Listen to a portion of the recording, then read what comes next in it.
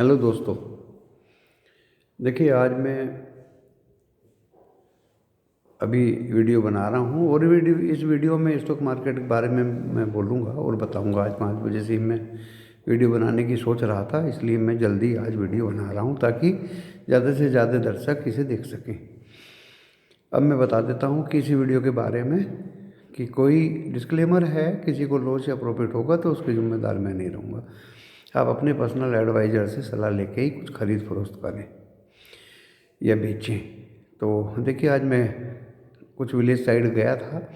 Corona का प्रकोप ज़्यादा है, लेकिन जितनी एक विजिलेंस मैंने विलेजर्स में देखी है और आम आदमी में देखी है, पहली बार मैंने देखा है। सबके चेहरे पे मास्क थे। सभी 2-3-4 बैंकों में मैं गया तो सभी को बहुत ही मैंने सतर्कता से अपना काम करते हुए देखा। इसलिए कोरोना का इफ़ेक्ट ज़्यादा होने वाला मुझे नहीं लगता कि ये इसका ज़्यादा इफ़ेक्ट होगा। हाँ, अभी कोल्ड है, सभी जगह पे उत्तरी भारत में कोल्ड है और कोल्ड वेव भी चल रही है, तो उससे सतर्क सभी लोग हैं, लेकिन कोरोना का इफ़ेक्ट तो ज़रूर है। दूसरी चीज़ ये है कि इस स्टॉक मार्केट के बारे में मैंने बताया था कि ये ज़्यादा गिरने वाला, पहले मैं रोज़ बता रहा था कि देखो ये गिरेगा, और मैंने टेक्निकल भी बता दिए थे कि जिस तरह से मार्केट कैप बाई जीडीपी 117 आ गया है और 122 पे ये 2008 में क्रैश हुआ था। दूसरा जो पी रेशियो है, जो पी है, पी पहले 30-32 पे क्रैश हुआ था, अभी 25-26 हो गया है। तो दोस्तों, गिरने के कगार पे बाज़ार है। अब रोज़ रोज़ में गिरेगा गिरेगा उससे तो कुछ मतलब है नहीं। हाँ, जिस दिन मैंने बोला था कि गिरेगा, गिरा भी उठा भी, गिरा भी उठा भी, वॉलेटिलिटी रही, ऊपर भी गया नीचे भी गया, ऊपर भी गया नीचे भी गया। और मैंने पुट कॉल रेशियो, विक्स, सभी के इफेक्ट आप लोगों को बता दिए थे। रोज़ रोज़ इन चीज़ों को बताने से कोई फ़ायदा नहीं है। आज बाज़ार गिरा दोस्तों, उसका कारण था कि 350 point Dow Jones future down था, हैवीली डाउन था। 375 पॉइंट जब डाउन होगा तो इंडियन मार्केट में थोड़ा सा कोलाहल, थोड़ी सी बेचैनी तो हो जाएगी, तो उस वजह से बाज़ार गिरा। लेकिन देखिए, इतना नहीं गिरा जितना अमूमन गिरता था पहले, ऐसा क्रैश नहीं हो गया। और ये बाज़ार 10,085 से रिकवर होके लगभग 18,085 से लगभग रिकवर होके 18,100 कुछ पे हुआ है। अभी भी सिंगापुर जो SGX है वो 18,140 के आसपास चल रहा है। तो दोस्तों, ये रिकवर हो गया और ऐसे ही मौके होते हैं जब आपको ख़रीदने के चांस होते हैं। और मैंने पहले आपको बोला कि मैं अभी स्टॉक नहीं सुझाऊंगा, तब बताऊंगा तब ये बाज़ार गिरेगा। अभी आप SIP करो। SIP किए हुए स्टॉक्स को मैंने बेचने की भी आपको सलाह दी कि 10-15% आपको प्रॉफिट हो रहा है, जैसे मुझे भी हुआ है। मैंने भी आप लोगों के साथ में SIP की है और मैंने सारे स्टॉक्स बेची मारे। लास्ट में मैंने टाटा स्टील बेचा था दोस्तों। टाटा स्टील बेचने के बाद 1221 रुपये 15 पैसे में, तो 1230 भी गया, 31 भी गया, लेकिन मैं एक बार बेचने के बाद जल्दी से ख़रीदता नहीं हूँ जब तक वो मेरी बेची हुई कीमत के 10% या 15% नीचे नहीं मिलता। मैंने SCL टेक भी बेचा था। मैंने खुलेआम सबको बोला था कि SCL टेक मैंने 1,318 रुपये में बेचा है। तो देखिए दोस्तों, SCL मैंने आज ख़रीदा है। आज मैंने 1,220 रुपये और 20 पैसे में ख़रीदा है दोस्तों। 10 स्टॉक लिए, एक SIP मैंने इसमें शुरू की है। ये 1200 तोड़ेगा तो मैं लगभग 1150 के आसपास और ख़रीदूँगा। तो इस तरह से आप भी SIP करिए और छोटे छोटे प्रॉफिट बुक करिए, छोटे छोटे प्रॉफिट बुक करिए। बहुत पैसा इकट्ठा हो जाता है। आप क्यों डरते हो शेयर बाज़ार से? शेयर बाज़ार तो बहुत बड़ा कुआं है। अब लोगों ने TTML खरीद लिया। अरे जब तुमने 160 रुपये में ख़रीद लिया, क्या 290 रुपये में नहीं बेचोगे? अरे मैं चिल्ला रहा हूँ रोज़ बेचो बेचो बेचो, तो बेचते नहीं हो।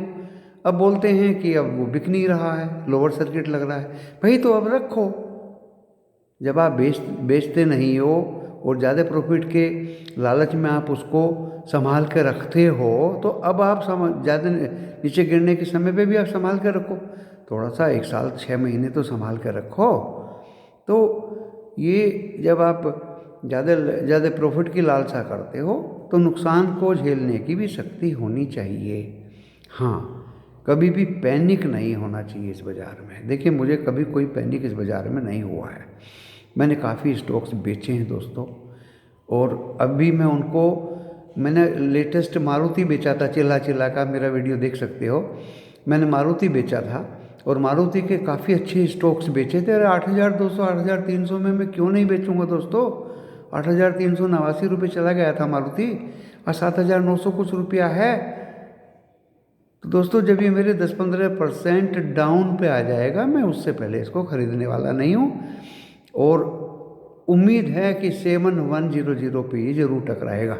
तो दोस्तों इस तरह से ख़रीद के आप अपने प्रॉफिट को बढ़ा सकते हो। अब मैं आपको बता देता हूँ, किसी भाई ने पूछा है ट्राइडेंट। दोस्तों ट्राइडेंट जो है बहुत अच्छा स्क्रिप है, बहुत अच्छी स्टॉक है। और ये इसका जो है वो पंजाब में इसकी यूनिट्स हैं। ये टेक्सटाइल, केमिकल्स, एवं पावर और दूसरी जगहों पे भी काम करता है। ट्राइडेंट के प्रॉफिट ज़बरदस्त हैं दोस्तों, अभी बहुत अच्छे प्रॉफिट्स हैं और ये अच्छा रेवेन्यू जनरेट कर रहा है। इस स्टॉक्स को आप बेचिए मत। जिस भाई ने सस्ते में लिया, बहुत लोगों ने लिया, मेरे गुरु ने भी मुझे 8, 9, 10 रुपये में सुझाया था, बहुत लोगों ने लिया, मेरे भी परिचितों ने सुझाया था, हमने भी ख़रीदा था। देखिए हम तो इसको 100 रुपये से पहले बेचेंगे नहीं, आप इसको जब चाहे तब बेच दें। अपर सर्किट ऐसे ही नहीं लगता स्टॉक में, इसमें लोअर सर्किट भी लगता है। अरे अगर आपने नीचे में बहुत माल खरीद रखा तो आप बेचेंगे, जब ज़्यादा बेचने के लिए दौड़ेंगे लोग तो लोअर सर्किट तो लगेगा ही। और यही बात TTML में भी हुआ, जब लोअर पे हमने ख़रीदा हुआ है माल बहुत ज़बरदस्त तो हम तो बेचेंगे। और जब तक उसकी एपेटाइट, हमारा जो भूख है वो ख़त्म नहीं होगी तो हम उसको बेचते ही रहेंगे दोस्तों। तो ये मैं TTML के बारे में बोल रहा हूँ। पेटीएम के बारे में पूछा था किसी ने, तो मैंने 6 स्टॉक सुझाए थे, उससे ज़्यादा नहीं। नीचे जाएगा तो आप रखिए, please keep it, don't be in panic. अब मैं बताता हूँ, किसी भाई ने मुझे एक सुझाया था, छोटा पेनी स्टॉक कह के बताया था, विश्वराज शुगर। विश्वराज शुगर बहुत अच्छा स्टॉक है। विश्वराज शुगर का 2019 में एक IPO आया था जो 60 रुपये पे दिया था। और दोस्तों ये 21 रुपये 25 पैसे मैक्सिमम गया है, कुछ प्रीमियम खास इस पर आया नहीं। और ये तभी लिस्टिंग होने के बाद में नीचे आ गया और अभी ये 24 रुपये या 25 रुपये है, आज भी 1 रुपया बढ़ा है। बहुत अच्छा स्टॉक है, बहुत अच्छी रेवेन्यू जनरेट कर रहा है और बहुत अच्छी प्रॉफिट दे रहा है। और दोस्तों ये 1 रुपये का डिविडेंड देता है। 1 रुपये के डिविडेंड का मतलब आप अगर 25 से डिवाइड करेंगे तो 4% का यील्ड हो गया इसका। तो मेरे हिसाब से ये स्टॉक बुरा नहीं है। अगर 1 रुपये को 25 से डिवाइड करेंगे तो 2500 का 100, दोस्तों लगभग बहुत अच्छी यील्ड है इसकी। 4% की बात मैंने गलत किया है, इसको 40% का यील्ड मिलना होगा। और दूसरा, स्टॉक मार्केट में आज मैंने 3-4 कैटेगरी में स्टॉक्स बांटे हैं ताकि आप बाज़ार गिरने पे इन स्टॉक्स को अपने पोर्टफोलियो में दोबारा से रखने की तैयारी करें। देखिए आज जो कुछ स्टॉक ऐसे हैं जिनके टॉप बने हैं और टॉप बन के हैवीली उन्होंने बाइंग की है, लेकिन वो सडनली फिर नीचे आए हैं। जैसे जयकॉर्प 140 रुपये 50 पैसे से टच किया है, एकदम से 134 रुपये पे आ गया। दोस्तों जब ये 120 के नीचे आ जाए तो आप इसको अपने पोर्टफोलियो में ज़रा जमा कर लीजिए, क्योंकि ये जितना पैसा इसने 140 जाने पे लगाया है, 40-50 लाख शेयर्स का इसने बाइंग किया है, तो दोस्तों ये बहुत तेज़ी से भागता है और तेज़ी से गिरता भी है। 120 के नीचे आएगा तो आप इसको ले लीजिएगा, फंडामेंटल्स भी इसके ख़राब नहीं है। दूसरा CESC मैंने बताया था, कल को 100% मेरे दर्शक 91 पे इसको बाय करें। आज मैंने डाला था दोस्तों, ये 91 पे मुझे नहीं मिला, 91.30 से वापस घूम गया। इसका मतलब प्रमोटर्स, ऑपरेटर्स, बायर्स, इन्वेस्टर्स इसको ख़रीद रहे हैं, मुझे नहीं मिल पाया। कल मैं इसको डेफिनेटली 91 पे ख़रीदूँगा। 4.5 रुपये का डिविडेंड दे रहा है। मैं 4.5 रुपये का डिविडेंड 91 पे, 24 तारीख लास्ट डेट है, इसको मैं खाना चाहता हूँ। आप लोग भी मेरे साथ में इसको आनंद उठाइए। कैस्ट्रोल NLC में एक ब्रेकआउट कल देखा था, आज भी ज़बरदस्त देखा है। NLC 71 टच किया, मैंने बेचे हैं 2-3 हज़ार शेयर्स मैंने बेच डाले और दोस्तों मैंने बड़े आराम से नीचे में इसको कवर कर लिया, सेम डे मुझे मुनाफा मिलता है तो मैं क्यों नहीं प्रॉफिट बुकिंग करूँगा। कैस्ट्रोल मैंने बताया था सबको चिल्ला चिल्ला के ब्रेकआउट हुआ है दोस्तों।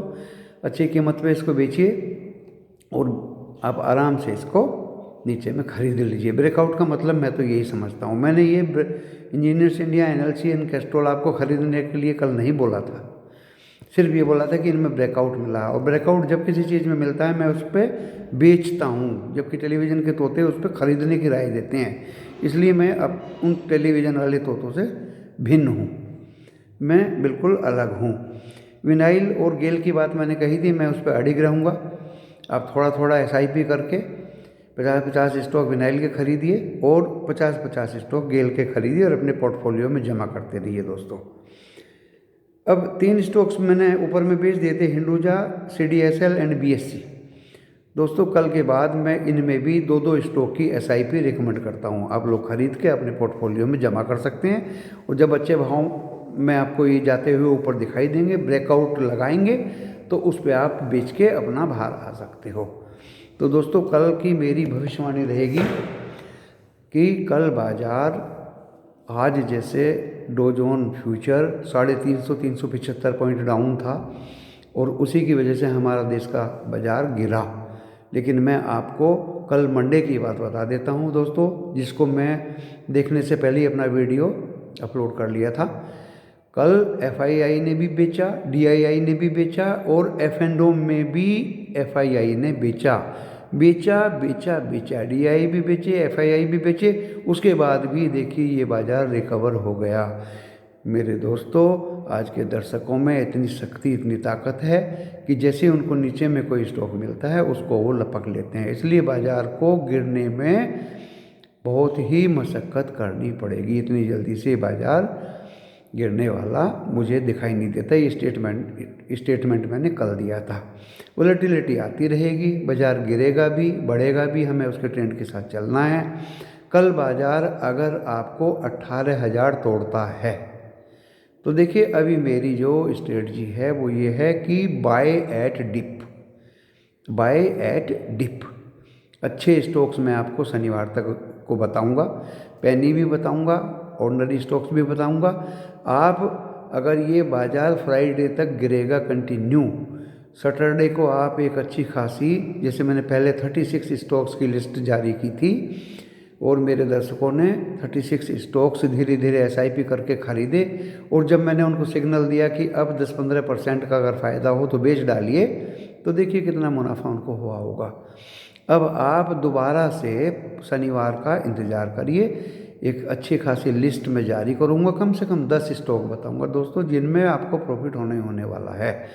ऊपर के रेट पे मैं स्टॉक नहीं बताता हूँ, मैं नीचे के स्टॉक पे रेट पे बताता हूँ और ऐसी जगह बताता हूँ जहाँ आपको प्रॉफिट होने वाला होगा। तो अभी समय है इंतज़ार का, कल भी आप इंतज़ार करिए और अगर CESC आपको 91 पे मिले तो उसको लपक लीजिए।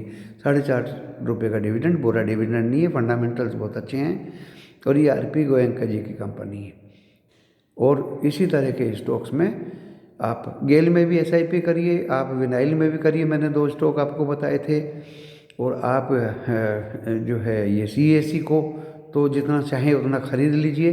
तो दोस्तों इस तरह के स्टॉक्स मैं बताता रहूँगा समय समय पे और डेफिनेटली आप मेरे इस वीडियो का फ़ायदा उठाएं।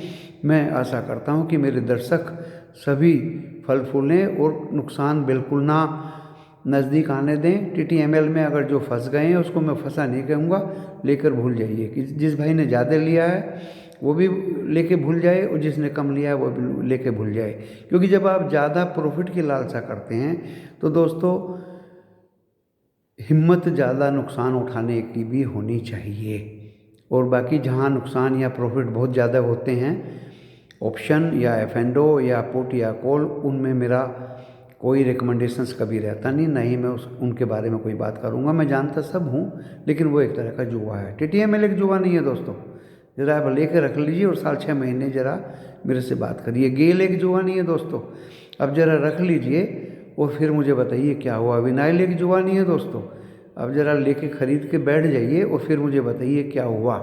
तो दोस्तों इसी तरह के स्टॉक्स में समय समय पर बताता रहूँगा और आप अच्छी तरह से गेल की तो अच्छी क्वांटिटी लेके बैठ सकते हो दोस्तों, ये मेरी गारंटी है। तो जहाँ तक मेरा इस वीडियो से ताल्लुकात है, अपने दर्शकों को मैं कभी नहीं कहूँगा कि 400 पॉइंट गिरेगा, 500 गिरेगा, 1000 गिरेगा। अब देखिए वो सिचुएशन दोस्तों आने वाली नहीं है जो कोविड में आई थी, 8000 इंडेक्स हो गया था, क्योंकि अब इतने डीमेट खुल गए, इतने इन्वेस्टर्स आ गए बाज़ार में, इतने नए बच्चे स्टॉक मार्केट में बढ़ गए हैं कि वो जल्दी से इसको गिरने नहीं देंगे। एफआईआई को भी अपना पैसा तो लगाना ही है, एलोकेशन हो जाता है उन लोगों का, और अभी उनके पैसे लगाने का भी समय है। वो भी देख रहे हैं कि कभी ये बाज़ार गिरे, मैं भी देख रहा हूँ कभी ये बाज़ार गिरे, आप भी देख रहे हैं कभी ये बाज़ार गिरे। लेकिन मैंने तो SCL आज ही खरीद लिया, मैं गिरने नहीं दूंगा उसको। 1150 में फिर खरीदूंगा, 1100 में फिर खरीदूंगा, 1050 में फिर खरीद। दोस्तों आप इस बाज़ार में पैसा बनाने के लिए हैं, खोने के लिए नहीं है। ऐसी स्क्रिप्ट खरीदिए जो अपने रेट को दोबारा से आके आपको दे, उससे भी ज़्यादा दे, ताकि आपको प्रॉफिट हो। इसी मेरे वीडियो के साथ में आप सबको मैं उम्मीद जताता हूँ कि प्रॉफिट ही कमाएंगे, और कल भी आप एक अच्छा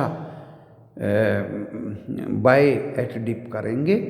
हो सकता है बाय एट डिप करें और सेम डे अगर आपको प्रॉफिट मिलता है तो बिल्कुल लालच मत करिए दोस्तों, स्क्रिप स्टॉक से बिल्कुल भी प्यार मत करिए, उसमें सेम डे ही निकल जाइए। इसी के साथ मैं अपने वीडियो को विराम देता हूँ। नमस्कार।